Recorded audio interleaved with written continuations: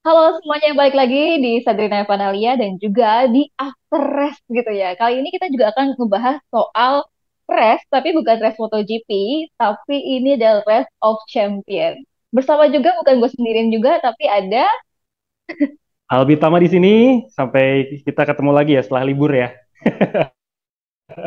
Sulbi. Nah, sekarang ini kita pengen ngebahas ya. Waktu kemarin ini tanggal 27 dan juga 28.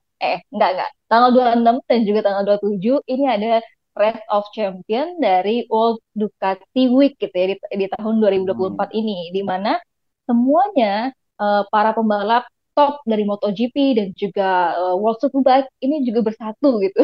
Bersatu kemudian balapan dan juga kualifikasi pakai motor yang sama yaitu Ducati Panigale V4 yang baru aja launching gitu ya di tahun 2024 tapi ini launchingnya buat di apa namanya motornya untuk di tahun 2025 gitu alias Ducati Panigale V4 2025 gitu. Nah, yang paling banyak diperbincangkan nih Bi, ada kontroversi gitu ya, ada pro dan juga kontra. Ini banyak banget yang ngomongin soal insiden di race terakhir atau di final lap-nya dan juga final corner-nya gitu ya di balapan waktu kemarin Race of Champions di sirkuit Misano gitu antara Marc Marquez dan juga Nico Robulega. Ada yang bilang Marc Marquez ini kayak menyenggol gitu ya, nubruk atau kayak nyeruduknya si Nico Robulega sampai akhirnya dia jatuh. Ada juga yang bilang Nico Robulega ini kena mental gitu dari dikejar-kejar sama Marc Marquez sampai akhirnya dia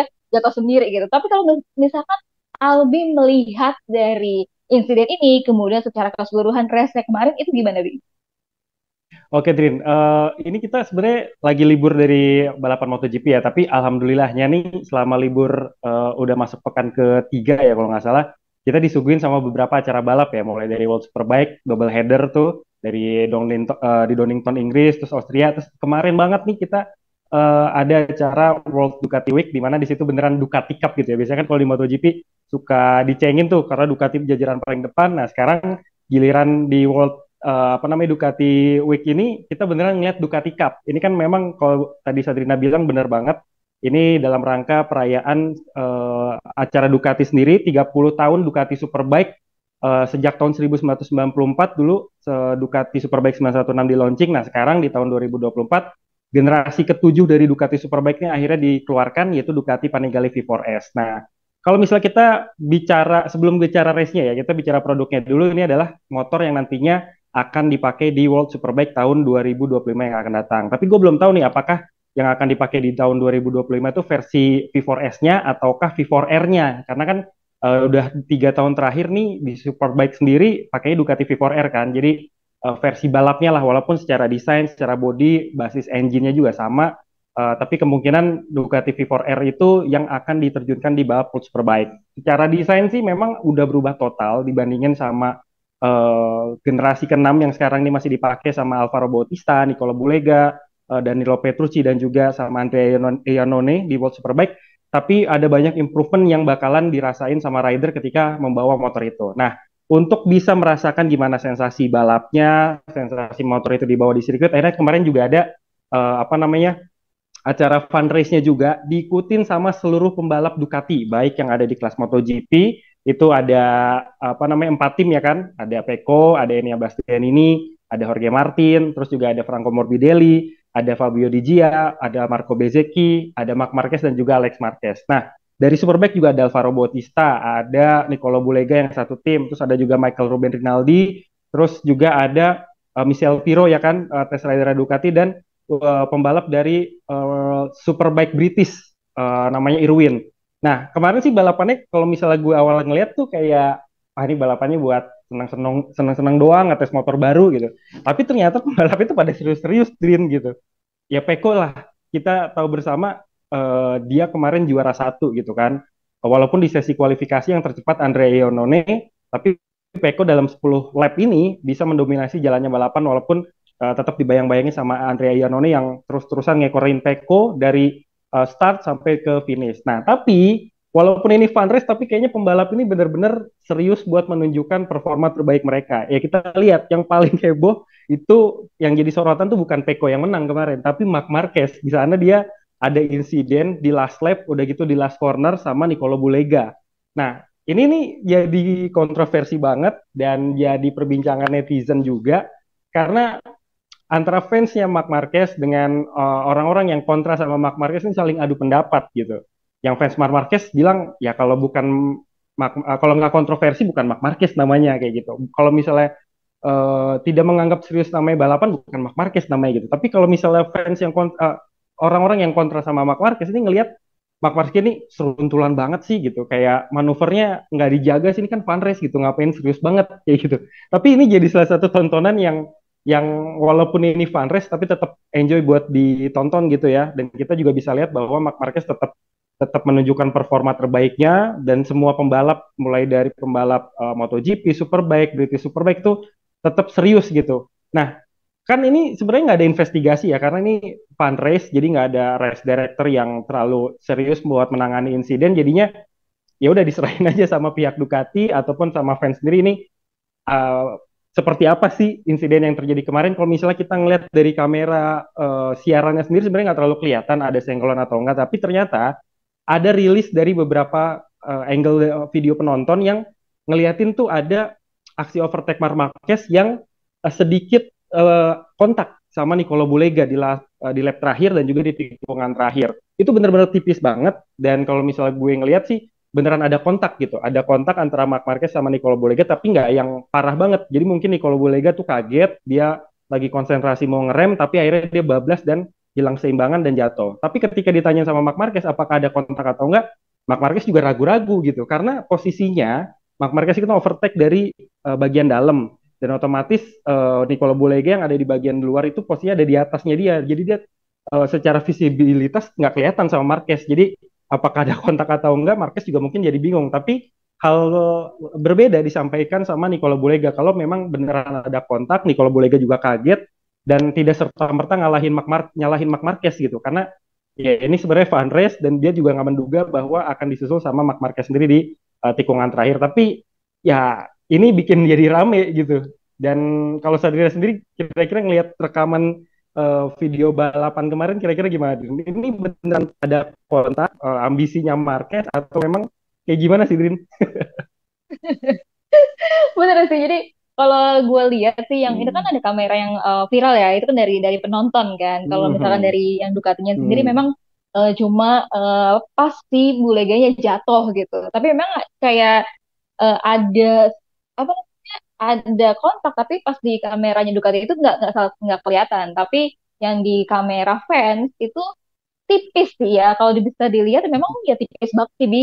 Jadi Tipis-tipis ketika banget. kita mau ya ketika kita mau bilang ada kontak atau enggak ketika kita ngelambatin videonya itu juga jadi apa ya karena kan itu sebenarnya kayak siluet ya kalau misalkan kita lihat apa Hmm. namanya dari kameranya fansnya itu atau penontonnya itu kan jadi menurut gue kalau gue nyarinya dari pernyataan-pernyataan si Mark Marquez lagi atau Nicolo Bulega gitu. Hmm. Yang karena kan yang mereka Iya. yang melakukan yang mengalami gitu. Kalau dari Mark Marquez dia mengatakan memang ya dia nggak tahu dan juga dia nggak menyadari apakah Hmm. ada kontak atau enggak gitu. Tapi kalau dari Nicolo Buleganya ada kontak ya mungkin ada kontak. Tapi mungkin Iya. ya karena itu di posisi dalam juga sih benar kata Albi. Ya Mark Marquez juga nggak ngeliat kan sebenarnya gitu. Iya. Dan kocaknya ini kan dilakukan di apa namanya di home race Ducati ya di Misano. Udah gitu fans Ducati, fansnya Pecco, fansnya Rossi. Jadi pas apa namanya Marc Marquez naik podium tuh sempat denger nggak sih ada sorakan-sorakan kayak kayak gitu. Terus kayak jadi mikir kenapa ini harus terjadi sih kayak gitu. Ini kan lagi fun race gitu ya. Emang sih kita nggak bisa nyalahin Marc Marquez ataupun Nicolo Bulega gitu ya Drin ya. Tapi kan memang ini ada manuver-manuver yang memang dianggap begitu serius gitu sama pembalap. Jadi walaupun ini fun race, ya kita bisa lihat sih antara Marquez dan juga pembalap lainnya benar-benar tidak menanggapi fun race ini sebagai balapan yang hura-hura, tapi juga benar-benar menunjukkan performa terbaiknya gitu. Ya tinggal kita aja saling respect aja. Toh pembalapnya juga antara Pecco sama Marquez pas di podium juga kelihatan mereka mulai mesra gitu kan. Kayak Pecco mulai bantuin bukain apa namanya sliding pads-nya si Marquez pada saat di podium dan lain sebagainya harusnya jadi sesuatu yang bisa ngademin suhu antara fans Ducati secara menyeluruh dan juga fans dari Marc Marquez setelah insiden. Gitu ya, Drin ya? Mm-mm.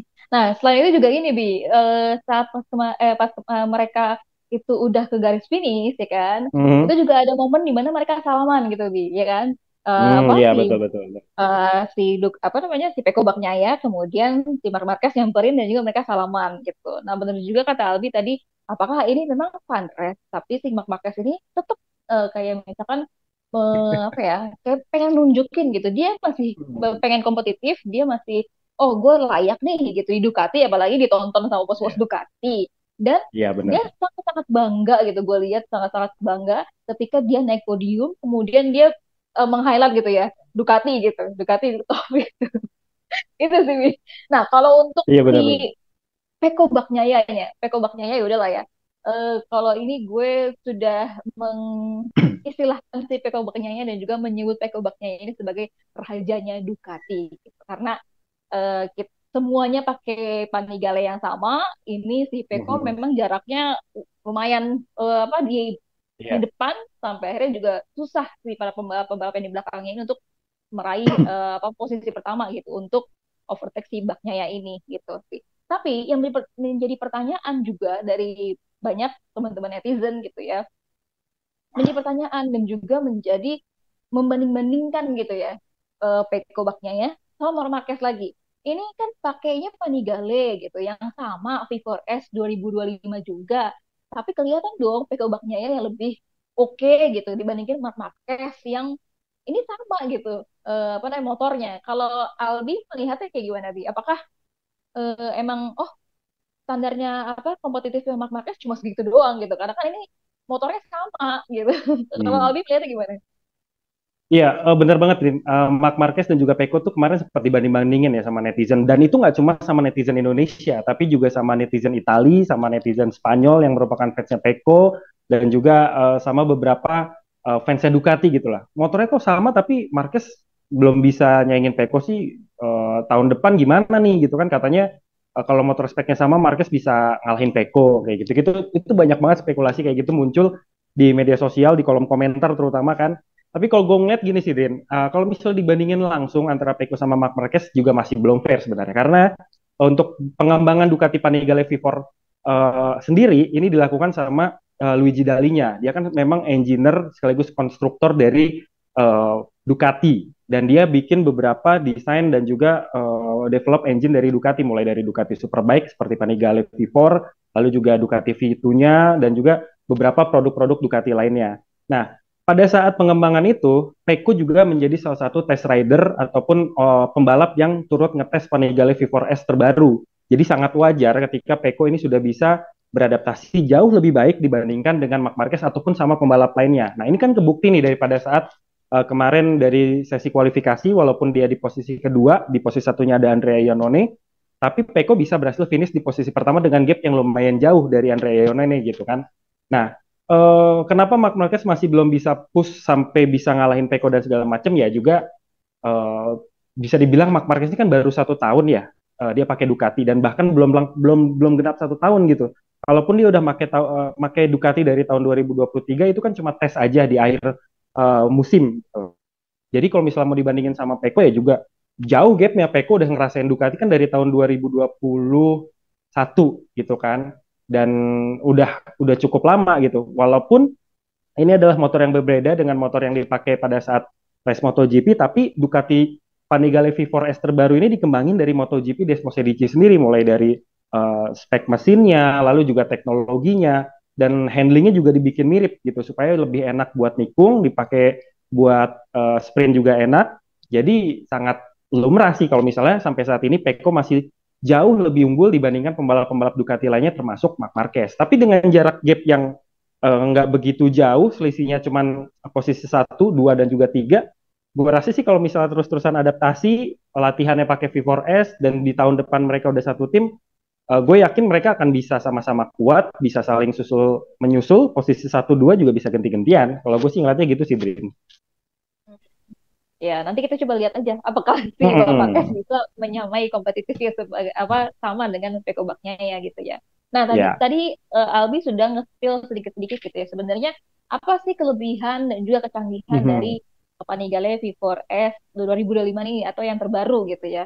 Nah, ini sebenarnya yang Panigale V4S 2025 ini berarti akan dipakai sama World Superbike kan ya sebenarnya. Yes. Nah, terus udah gitu kalau yang gue nonton dari launchingnya itu ada beberapa kecanggihan. Jadi istilahnya Hmm. pengen membawa motor World Superbike ini hampir sama kayak MotoGP gitu ya. Apalagi sebenarnya ada fitur-fitur yang memang disediakan mirip sama MotoGP. Misalkan Ya. yang paling terbarunya, yang paling canggihnya adalah sebenarnya dashboardnya kan. Dashboardnya itu Hmm. kita bisa lihat di situ ada eh, apa namanya bagaimana benar-benar kondisi motornya saat itu lagi balapan juga di para pembalapnya itu bisa ngelihat gitu kondisi motornya kayak misalkan lead angle-nya berapa derajat, kemudian juga pengeremannya berapa dari gasnya berapa sampai remnya berapa, sampai ke apa namanya catatan waktunya dari tikungan per tikungan itu juga dicatat gitu, Bi. Nah, kalau Albi melihatnya apakah memang benar gitu? Kemudian Ducati ini akan memirip-miripkan motornya dengan MotoGP gitu, yang di World Superbike. Oke, Rin. Sebenarnya secara spesifikasi lengkap itu kemarin udah dirilis sama Ducati gitu ya pada saat launching. Tapi memang karena kita di Indonesia ini belum lihat secara langsung, jadi masih kayak ngawang-ngawang aja ngeliatin datanya aja gitu. Tapi menurut Ducati sendiri ini punya improvement yang jauh lebih besar, jauh lebih buas dibandingin dengan Ducati Panigale V4 yang saat ini masih dipakai di World Superbike dan juga masih dijual secara umum gitu. Di mana Ducati V4 sendiri yang saat ini beredar itu udah ada dari tahun 2018. Pengembangan dari Ducati Panigale 1199 dua silinder yang sebelumnya ada gitu. Nah, V4 ini mesinnya memang diambil dari mesinnya MotoGP Desmo Sedici. Nama mesinnya aja kan Desmodromic Stradale kalau nggak salah L Twin L Force 90 derajat. Nah, ini tuh sebenarnya mesin yang hampir plek-plekan banget antara World Superbike sama MotoGP, Desmo Sedici lah kita katakan.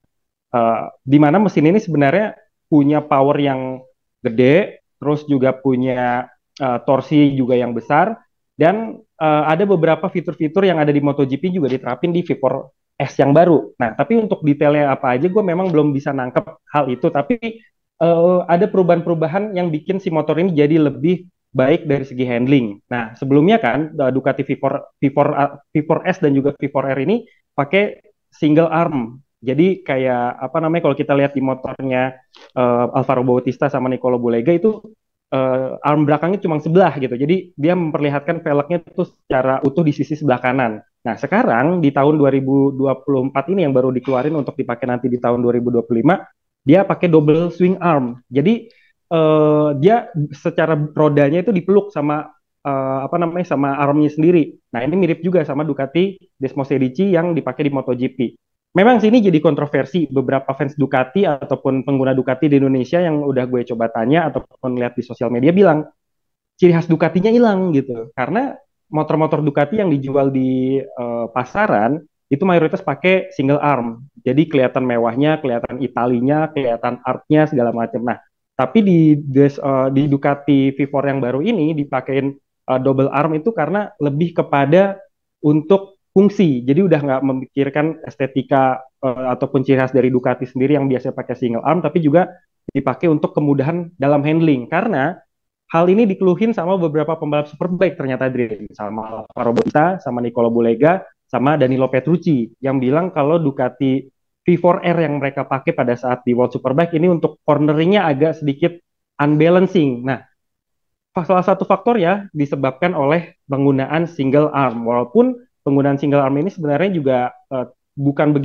hal yang terlalu masalah di beberapa tahun terakhir, tapi karena dibawa di ajang balapan dan butuh keseimbangan yang lebih baik, maka Ducati melakukan improvement dan ini dikomandoi langsung sama Luigi Dalinya dalam pengembangannya dan itu juga minta tolong sama Pecco sama Alvaro Bautista untuk menjadi test rider ataupun uh, rider penguji pada saat pengembangan dan ternyata pengujian motor ini udah dilakukan dari 2-3 tahun ke belakang Drin. Jadi nggak baru tiba-tiba nggak tiba-tiba dirilis aja kayak gitu karena kan banyak juga yang komen wah ini salah satu upayanya Ducati buat mengatasi ancaman dari BMW yang sekarang lagi mendominasi di World Superbike. Kita tahu bersama sekarang Toprak Razgatlioglu tuh kan dominasi banget ya. Kemarin double header balapan di Inggris sama di Austria dia sapu bersih 3 race sekaligus, mulai dari race 1, Super Pole Race, sampai race 2-nya di masing-masing sirkuit. Jadi ini bisa jadi secerta harapan sih buat pembalap Ducati di tahun 2025 buat menyeimbangkan dominasinya BMW dan juga Toprak Razgatlioglu. Kalau menurut gue sih kayak gitu. Kira-kira gitu, Drin. Nah, yang menjadi pertanyaan gue, ini yang Panigale V4S 2025 ini berarti nanti akan apa namanya dijual untuk umum juga gitu ya? Yes, Ducati Superbike itu dari generasi pertama sampai generasi ke-7 sampai generasi ke-6 yang saat ini dipakai di World Superbike hampir selalu dipakai di ajang balap World Superbike dan juga dipakai untuk dijual ke pasaran. Nah, untuk yang sekarang dirilis di acara World Ducati Week sendiri ini memang untuk dirilis bagi pasar gitu. Nah, tapi karena memang Ducati Superbike ini adalah benchmark dari ajang balap, nah, maka akan dipakai juga di balapan World Superbike mulai musim tahun 2025. Tapi feeling gue yang akan dipakai di ajang World Superbike itu adalah versi R-nya. Karena kan kalau versi S itu cc-nya biasanya lebih gede. Dan ini memang cc-nya di atas 1003 cc kalau nggak salah. Nah, kalau misalnya buat diikutin di ajang World Superbike itu harus turun sampai 1000 cc atau 998 ataupun 999 gitu cc-nya. Sehingga pembalap-pembalap nanti bisa ikut homologasi, ikut regulasi, dan tentunya punya bobot yang jauh lebih ringan kayak Ducati V4R yang sekarang dipakai di World Superbike. Itu speknya beda sama Ducati V4S yang dijual ke pasaran. Kira-kira gitu deh. Nah, Bi, tadi kan Aldi juga ngebahas sedikit soal Toprak kan ya. Waktu kemarin Mhm. Toprak sudah ada isu-isu ke MotoGP, tapi akhirnya dia mengkonfirmasi kalau misalkan dia nggak akan jadi ke MotoGP di tahun Yes. 2025 ini. Nah, alasannya kenapa sih, Bi, si Toprak ini akhirnya nggak jadi gitu ke apa namanya ke MotoGP? Satu-satunya alasan yang dijawab sama Toprak adalah fokus untuk merebut gelar juara dunia di tahun 2024 dan masih punya kesempatan 1 tahun lagi di tahun 2025 bersama BMW. Karena klausulnya tertulis bahwa Toprak itu kontrak dengan BMW Motorrad selama 2 tahun, yaitu 2024 sampai dengan 2025. Sebenarnya Toprak bilang bukan batal, tapi menunda kepindahan dia dari World Superbike ke MotoGP. Ya, selain alasan tadi juga karena di MotoGP sampai saat ini belum ada tim yang bisa sesuai dengan ekspektasinya Toprak buat jadi juara dunia gitu. Karena targetnya Toprak masuk ke MotoGP nggak cuma buat adaptasi, naik kelas atau cari sponsor besar, enggak. Karena Toprak pengen dapat tim dan juga motor yang bisa nganterin dia juara dunia gitu. Hal ini juga yang dirasain Toprak pada saat pindah dari Yamaha ke BMW. Pada saat itu BMW posisinya kan masih terpuruk, masuk ke 5 besar aja susah gitu. Dan Toprak dapat janji kalau BMW ini akan all out buat nerima semua masukan-masukan dari Toprak sendiri. Dan itu akhirnya terbukti. BMW itu nerima masukan dari Toprak, Toprak juga kerja dengan begitu maksimal, dia kasih banyak input, sampai akhirnya sekarang BMW M1000RR yang dia pakai bisa mendominasi balapan di World Superbike. Nah, memang ini sih nggak terlepas juga dari regulasi World Superbike sendiri. Jadi nggak cuma Toprak dan juga BMW semata yang memang sama-sama berjuang, tapi juga ada regulasi soal RPM, lalu juga berat badan pembalap yang memang ini sedikit merugikan beberapa pembalap berbadan kecil gitu. Kayak Alvaro Bautista harus nambah bobot di Ducati V4R-nya dan juga di jaketnya dia supaya punya beban dan dia juga harus nambah berat badannya dia gitu. Nah, tapi ini bikin balapan di World Superbike jadi fair. Jadi nggak ada salah satu brand yang terus-terusan mendominasi, unbeatable segala macam. Ini dibikin sefair mungkin supaya balapan ini bisa tetap dinikmati, tetap ada susul-susulannya gitu. Nah, Toprak sendiri bilang kalau di tahun 2026 mungkin akan jadi salah satu momen terbaik dia untuk akhirnya memutuskan pindah ke MotoGP dan itu akan dia bahas di pertengahan tahun 2025 nanti, Drin.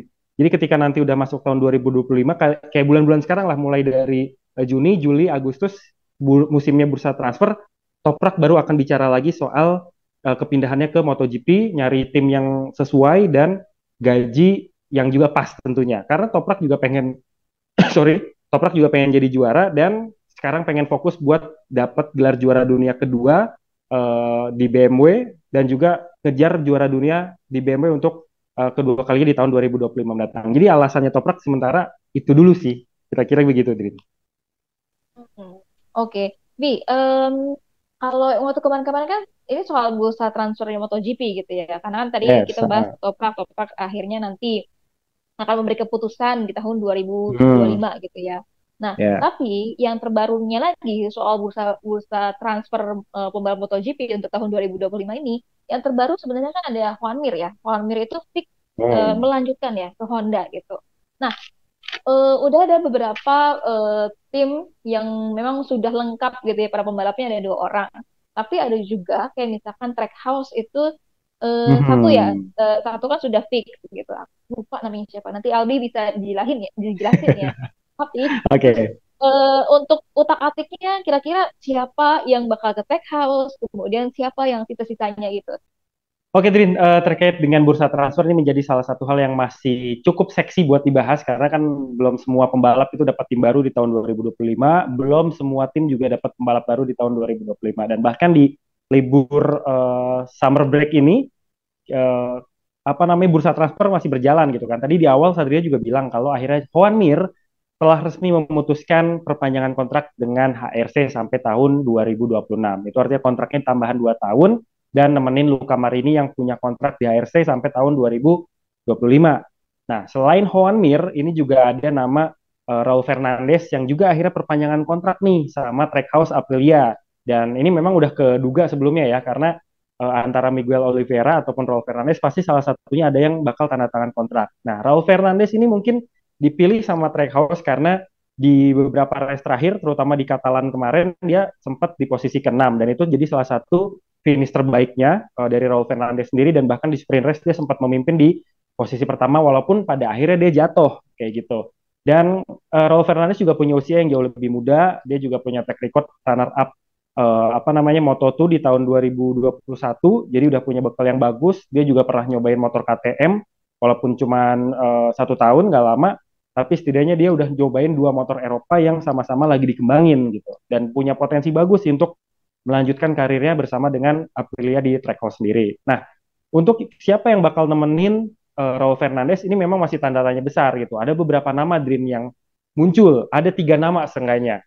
Yang pertama itu Joe Roberts yang merupakan pembalap dari kelas Moto2 sendiri, dia orang Amerika dan tentu kalau misalnya kita lihat background dari Trackhouse sendiri sebenarnya adalah tim balap asal Amerika Serikat yang sebelumnya ngehandle NASCAR. Jadi kalau misalnya Joe Robert ini naik ke kelas MotoGP masuk ke Trackhouse tuh jadi kayak American Pride lah istilahnya. Tapi ini masih belum bisa dikonfirmasi juga karena infonya masih ngawang. Lalu yang kedua ada nama Jack Miller. Jack Miller ini kan udah kena tendangan gitu dari KTM, mulai dari KTM tim intinya sampai di tim Tech 3-nya. Jadi udah nggak ada harapan lagi buat Jack Miller berlabuh di KTM sendiri. Nah, sehingga dia harus nyari tim. Nah, konon Jack Miller ini disebut-sebut juga bakal menggantikan Miguel Oliveira di Trackhouse, tapi juga lagi-lagi belum bisa dikonfirmasi. Walaupun status Miguel Oliveira sekarang diakuin sama Pramac dan juga manajernya lagi mulai melakukan negosiasi ataupun komunikasi sama Pramac yang nanti tahun 2025 dan seterusnya sampai 7 tahun ke depan bakalan kerjasama dengan Yamaha. Nah, ada satu nama lagi nih yang akhirnya muncul dan gak ketebak sama sekali sama kita, sama fans MotoGP lainnya, dan bahkan sama radar MotoGP di minggu-minggu kemarin ataupun bulan-bulan kemarin, yaitu nama pembalap Moto2 Ai Ogura. Ai Ogura itu sebenarnya kan pembalap Honda, tapi lagi dipinjem sama MT Helmet di Moto2 karena memang ada project dari Honda sendiri supaya bisa naikin Mario Aji, pembalap Indonesia yang supaya bisa naik dari Moto3 ke Moto2. Walaupun sekarang juga performanya bisa dikatakan masih jauh dari harapan kayak gitu. Nah, tapi ya nama Ai Ogura sendiri memang udah pernah disebut-sebut bakal masuk ke bursa naik kelas di MotoGP Drin, tapi masuknya ke LCR buat gantiin Takaaki Nakagami.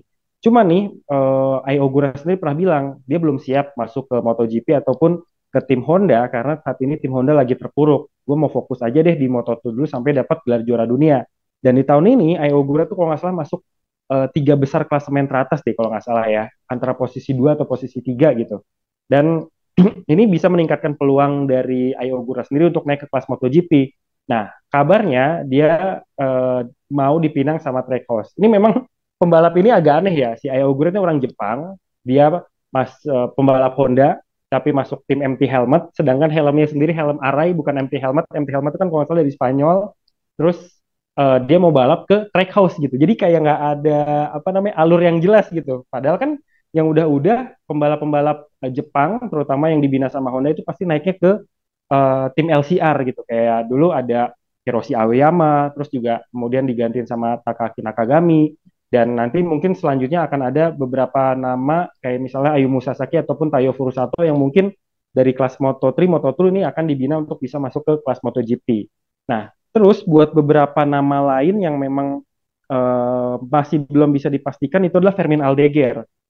Fermin Aldeguer juga masih bimbang nih, apakah akan dimasukkan ke VR46 ataukah ke Gresini? Karena kalau di VR46 kan udah jelas Fabio Di Gio punya tanda tangan kontrak sama Ducati dan dia ditempatkan di VR46 dan katanya juga secara klausul dia akan mendapatkan motor pabrikan yang sama seperti yang dipakai oleh Pecco dan juga Marc Marquez di tahun depan yaitu GP25. Nah, untuk Franco Morbidelli katanya juga kan memang akan masuk ke PR46, tapi ini belum ada tanda tangannya, belum ada pengumumannya. Jadi antara Franco Morbidelli dan juga Fermin Aldeguer juga statusnya masih tanda tanya. Salah satunya akan masuk di PR46 dan juga salah satunya akan masuk ke Gresini Racing. Tapi kalau gue melihat dengan situasi yang ada seperti sekarang ini, yang paling kuat itu adalah Franco Morbidelli nemenin Fabio Di Gio di VR46 dan Fermin Aldeguer akan nemenin Alex Marquez di tim Gresini. Baru nanti di tahun 2026 Fermin Aldeguer bisa mendapatkan motor yang sesuai dengan spek pabrikan. Walaupun masih juga belum tahu apakah dia akan di Gresini tetap atau tukeran di VR46 kayak gitu. Nah, terus kalau misalnya kita ngerunut lagi nih, Drin, gue udah ada catatannya ya. Untuk Yamaha, nama yang udah fix itu adalah Fabio Quartararo. Nah, Alex Rins ini belum ada tanda tangan, tapi bisa dipastikan dia akan lanjut dengan proyek Yamaha sampai ke GP 2027 yang akan pakai mesin 850 cc dan juga regulasi baru. Di Pramac, Miguel Oliveira masih tanda tanya. Dan siapa yang akan menemani Miguel Oliveira kalau misalnya dia jadi ambil di Pramac juga masih tanda tanya. Nama Jack Miller juga masuk ke dalam radar Pramac. Tapi nama Andrea Iannone yang kemarin kita lihat di Superbike dan juga di balapan World Ducati Week ini sendiri juga bisa meraih posisi kedua dan banyak yang mengagumi kalau muscle memorinya si Andrea Iannone ini masih bagus dan masih layak buat balik ke MotoGP, bukan hal yang nggak mungkin dia bisa balik ke Pramac. Karena Andrea Iannone juga punya kedekatan sama si Campinotti sendiri karena dulu pernah membalap di Pramac Ducati gitu kan. Jadi bukan hal yang mustahil nama Andrea Iannone ini bisa balik lagi ke kelas MotoGP. Nah, terus untuk HRC, nama HRC juga udah lengkap nih akhirnya nih. Setelah kemarin Juan Mir menyatakan tanda tangannya kepada HRC untuk melanjutkan proyek sampai tahun 2026, itu artinya dua pembalap Honda untuk tahun 2025 statusnya aman. Ada Luca Marini, ada Juan Mir.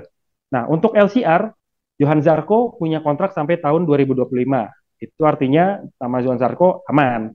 Nah, tapi nama Takaki Nakagami ini juga masih tanda tanya apakah dia akan dilanjutkan untuk mengembangkan project bersama Idemitsu dan juga Honda sendiri atau seperti apa juga masih tanda tanya. Tapi yang gue baca-baca dari media Spanyol dan juga media Itali kalau Takaki Nakagami ini akan diperpanjang sama HRC.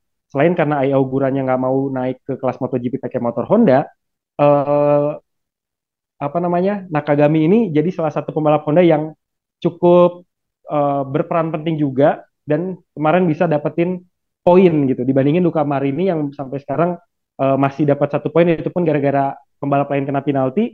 Apa namanya Takaki Nakagami ini cukup lumayan lah bisa dibilang kayak gitu. Jadi masih ada pertimbangan untuk dipertahankan. Terus untuk di Ducati namanya juga udah lengkap, ada Pecco Bagnaia, ada Marc Marquez udah fix sampai tahun 2026. Tim satelitnya juga VR46. Tadi kan gue udah bilang Fabio Di Gio udah tanda tangan, tinggal yang nemenin siapa? Apakah Franco Morbidelli atau Fermin Aldeguer? Begitu juga dengan Gresini, Alex Marqueznya udah fix di sana. Tinggal yang nemenin siapa? Fermin Aldeguer kah atau nama lain? Terus di Aprilia juga udah lengkap. Ada nama Jorge Martin dan juga Marco Bezzecchi. Di Trackhouse juga Raul Fernandez yang udah fix tanda tangan perpanjangan kontrak. Tinggal temennya siapa? Antara Ai Ogura, Joe Roberts, ataupun Jack Miller. Nah, di KTM ini yang paling komplit semuanya, mulai dari tim utama sampai tim Tech 3 satelitnya. Ada nama Brad Binder dan juga Pedro Acosta di tim utama, dan di tim Tech 3 satelitnya ada Enea Bastianini dan juga Maverick Vinales. Jadi kalau misalnya bisa dibilang, sekarang hanya tinggal menunggu beberapa pembalap aja. Dominasi pembalap yang udah mengisi tim-tim ini udah jauh lebih besar, tinggal menunggu beberapa pembalap yang belum dapat tim di tahun 2025 ataupun pembalap Moto2 yang akan naik kelas di tahun 2025. Kira-kira itu sih, lumayan masih apa ya, masih menjadi tanda tanya besar soal pembalap-pembalap ini karena ini juga akan jadi faktor penentu keseruan balapan di tahun 2025 mendatang. Gitu, Drin. Oke, Bi. Waktu dulu gue juga sempat bilang kita pernah spill juga soal Hmm. foto Instagramnya si Alex Espargaro sama Marco Bezzecchi gitu Marco ya. Waktu Bezzecchi, yes. waktu kemarin tuh di Instagramnya Alex Espargaro, kemudian di foto bersama sama Marco Bezzecchi. Abis itu Hmm. Bezzecchi juga ke Aprilia gitu ya. Nah, ini gue main tebak-tebakan lagi. Karena waktu kemarin itu sempet juga si Max Biaggi yang test ridernya Aprilia gitu ya. Dia Hmm. posting si Joe Robert yang lagi memang Ya. lagi mereka lagi latihan ya, latihan di Laguna Seca di Amerika. eh ya ya, maksudnya dia latihan sama si Joe Roberts. Apakah ini menjadi sinyal Joe Roberts yang bakal Nah. ke track house gitu? Ini kita minta persilakan aja gitu. Tapi nanti kan sebenarnya track house ini juga udah ngumumin kan sebenarnya Hmm. mereka sudah punya apa namanya nama lain dari Raul Fernandez itu gitu kan. Kalau Albi lihatnya gimana? Ini cocok lagi apa gimana? Ya, gue seneng nih pertanyaan-pertanyaan kayak gini, seneng karena emang kalau misalnya kita nonton MotoGP atau Formula One tuh yang namanya cocokologi itu masih berjalan ya. Jadi kayak mitos-mitos atau kebetulan-kebetulan yang terabadikan tuh biasanya jadi isu dan bisa dimainin gitu. Dan itu kan kalau nggak salah di Laguna Seca itu juga fotonya itu antara Max Biaggi dan juga Joe Roberts itu lagi foto juga sama Paolo Ciabatti Ducati gitu kan, lagi di base campnya Ducati kalau nggak salah gitu. Dan ini juga bisa jadi indikasi kalau ada obrolan serius nih antara Max Biaggi yang merupakan legenda dari Aprilia dan juga punya punya peran di Aprilia sampai sekarang kayak gitu dan ketemu sama Joe Robert apalagi gitu ya memang sih acaranya di Amerika gitu di Laguna Seca. Siapa tahu nih memang secara kebetulan Joe Robert mampir karena dia pembalap dan ada event balapan ataupun event motorsport gitu dia pasti datang gitu tapi kalau misalnya kita lihat cocokologinya dengan pertemuan antara Joe Robert dan juga Max Biaggi udah gitu ada isu-isu trackhouse ini akan diisi sama pembalap Amerika ya bukan hal yang mungkin sih. Ini bisa jadi salah satu sinyal atau salah satu cara dari Aprilia buat menggait Joe Roberts, meyakinkan Joe Roberts lewat Max Biaggi buat balapan di MotoGP gitu. Jadi nggak ada yang nggak mungkin sih, Drin. Nggak ada yang nggak mungkin dan tinggal kita tunggu aja nih kepastiannya gimana. Karena yang mau masuk ke Trackhouse sendiri ada tiga nama tadi kan kita udah bahas. Ada nama Joe Roberts sendiri, terus ada nama Jack Miller, sama nama Ai Ogura. Nah, tinggal mereka deh pikir-pikir mana yang sesuai dengan gaji, mana yang sesuai dengan kebutuhan mereka, mana yang sesuai untuk bisa mendongkrak popularitas ataupun kejayaan dari tim Trackhouse sendiri lewat Aprilia. Tinggal dikalkulasikan oleh prinsipal baik itu sama apa namanya Aprilia secara umum ataupun sama Trackhouse sendiri secara perusahaan tim. Kira-kira gitu. Ini kalau Sadri emang ngeliatnya gimana nih? Yang siapa sih kira-kira figur yang paling cocok buat menempati posisi di Trackhouse nemenin Raul Fernandez? Apakah harus Joe Robert sama Ai Ogura yang naik dari Moto2 atau dikasih ke pembalap yang udah lebih senior kayak Jack Miller? Gimana, Green? Nah, kalau gue sih sebenarnya lebih melihat waktu Hmm. waktu kemarin kan Jack Miller sempat ada cerita sedihnya gitu ya, cerita perihnya dari Jack Miller Iya, iya, iya, iya, iya. setelah ditendang sama KTM. Kalau gue sih Uh, ya udah uh, kasih tempat lah buat Jack Miller gitu. Karena kalau si uh. IO Ogura ini masih apa ya masih muda banget ya menurut gue dan Hmm. ya kalau misalkan dikasih kesempatan buat ke MotoGP takutnya dia malah dibilang cuma apa Sun Mori doang gitu ikut-ikutan doang di belakang takutnya Iya, gitu iya, ya. iya. Tapi kalau misalkan ada sinyal-sinyal dari Max Biaggi atau apa, ya bisa jadi juga Joe Roberts gitu. Tapi Hmm. apalagi lagi nanti kita lihat siapa yang bakal dipilih sama Trackhouse, apakah ketiga nama itu, apakah ada kejutan-kejutan lain lagi, nama pembalap lain Iya. lagi yang malah dijadiin pasangannya atau teammate-nya si Raul Fernandez gitu. Oke, Nah, Albi ada lagi yang si mau ditakutin? Hmm? Brivio Davide juga kan bilang untuk saat ini kayaknya Trackhouse lebih fokus sama pembalap senior aja deh gitu kan dibandingin sama pembalap dari Moto2 katanya gitu. Jadi kita masih 50-50 statusnya kan apakah dia ngambil pembalap senior yang tak lain adalah nama Jack Miller yang kuat atau dari pembalap baru kayak gitu sih. Nah, paling yang mau gue tambahin adalah di MotoGP 2024 ini akhirnya ada dua sirkuit yang membatalkan acara ya, Drin ya, yaitu Booth International Circuit di India yang harusnya itu dilakukan sebelum event di Mandalika dan Sokol International Circuit di Kazakhstan. Dan ini bikin Dorna pusing katanya.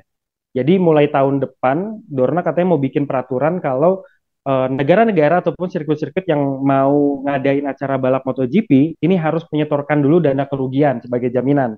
Kalau misalnya ternyata dia bisa tetap melakukan event balapan, itu dananya nanti dibalikin. Jadi kayak insurance gitu. Tapi kalau misalnya ternyata nggak jadi balapan, ya udah dana yang disetorkan sebagai dana kerugian ini akan hangus. Jadi sayang banget sebenarnya India tuh kemarin udah all out bikin booth international circuit, tapi sayangnya baru dipakai satu kali. Tapi ini juga memang nggak lepas dari banyaknya protes-protes penonton dan juga pembalap ataupun kru sendiri yang merasakan banyak masalah ketika tiba di India ya, Drin ya, mulai dari visa yang nggak terbit-terbit dan juga keterlambatan logistik, terus juga situasi di sana yang nggak memungkinkan, humidity yang juga panas sampai si Jorge Martin juga kan kehausan, dehidrasi dan segala macam.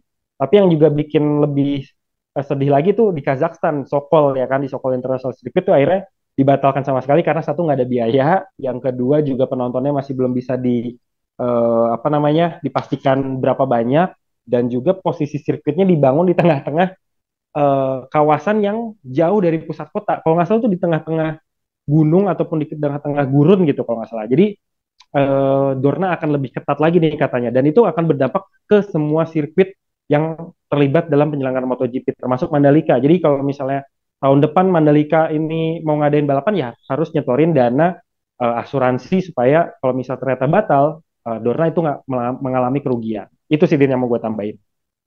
Hmm.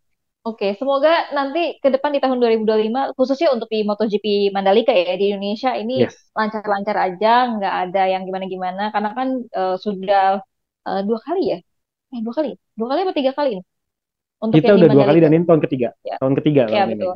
Berarti ini udah mau tahun ketiga, ya mudah-mudahan sih ada lagi balapan nanti di tahun 2025, apalagi sih Marc Marquez nanti udah di Ducati gitu. Benar, benar, benar, benar.